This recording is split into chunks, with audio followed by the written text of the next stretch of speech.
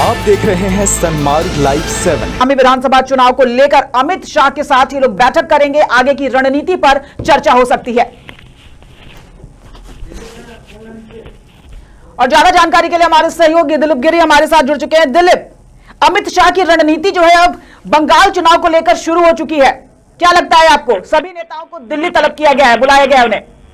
देखिए, पश्चिम बंगाल विधानसभा चुनाव को लेकर के बीजेपी पूरी तरह से मुस्तैद है और यही कारण है कि आज अचानक अमित शाह के साथ बैठक के लिए खुलकर पश्चिम बंगाल के वरिष्ठ भाजपा नेता जिनकी अगुवाई में बीजेपी इस चुनाव को लड़ना चाहती है, जिनमें कैलाश विजयवर्गीय, शुभेंदु अधिकारी और मुकुल राय, इन तीनों नेताओं पे ही भाजपा ने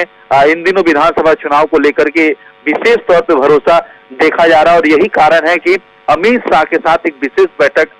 होने की खबरें आ रही हैं। ये भाजपा नेताओं की तरफ से जो जानकारी मिली है उसके अनुसार ये सभी लोग देर रात यानी शाम को किसी फ्लाइट से कोलकाता दिल्ली के लिए रवाना होंगे और विशेष तौर पे आगामी विधानसभा चुनाव को लेकर के पार्टी की क्या रणनीति हो सकती है और किन किन मोर्चों पे पार्टी को काम करना है, इन सभी भूमिका यहाँ पर बढ़ जाती है दिलीप, क्योंकि वो टीएमसी से बीजेपी में आए हैं। अमित शाह का भरोसा उन पर ज्यादा दिख रहा है।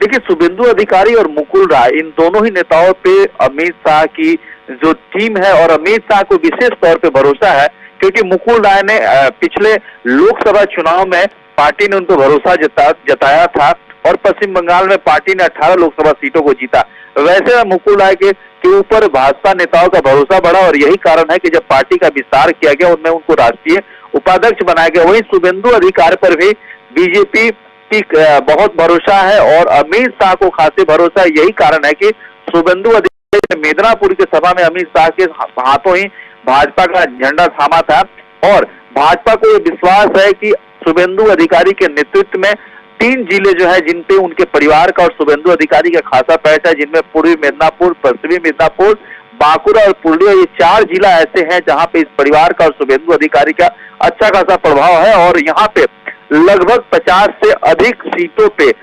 उलटफेर होने की संभावना है अगर शुभेंदु अधिकारी के ऊपर जिस तरह से भाजपा भरोसा कर रही है और उनका प्रभाव तो वैसे में भाजपा किसी भी तरह की कोई रिस्क नहीं लेना चाहती और जिनके ऊपर भरोसा है उनको आगे रख करके चुनाव नीति है जो तैयारी है उस पर आगे बढ़ना चाह रही है, क्योंकि इस बार जो लड़ाई है पश्चिम बंगाल में विधानसभा चुनाव को वो आसान नहीं है। तृणमूल कांग्रेस की बेसत्ता है और तृणमूल कांग्रेस भी हर तरीके से चुनाव की तैयारी में लगी और बीजेपी के लिए ऐसे में आसान नहीं होगा। बीजेपी के लिए बहुत बड़ी चुनौती है, इसलिए अमित शाह की जो कूटनीति और रणनीति है हो सकता है इस बैठक में सामने आए।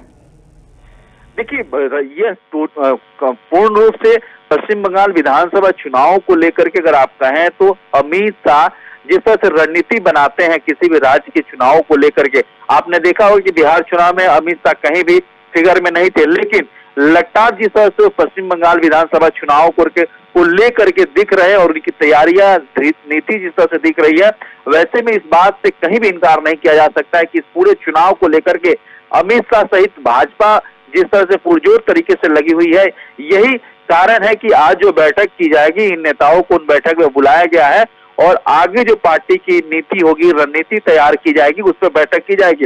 विशेष तौर पे वैसे इलाकों में रणनीति तैयार की जा रही है जहां पे भाजपा के जो कैंडिडेट होंगे उनके जीतने की संभावना प्रबल है और सबसे अधिक है। जिन इलाकों में मुकुल राय और शुभेंदु अधिकारी का प्रभाव के लिए आपका बहुत बहुत धन्यवाद। तो आपको बता दें कि बीजेपी की बैठक के लिए दिल्ली में बीजेपी नेताओं को तलब किया गया है।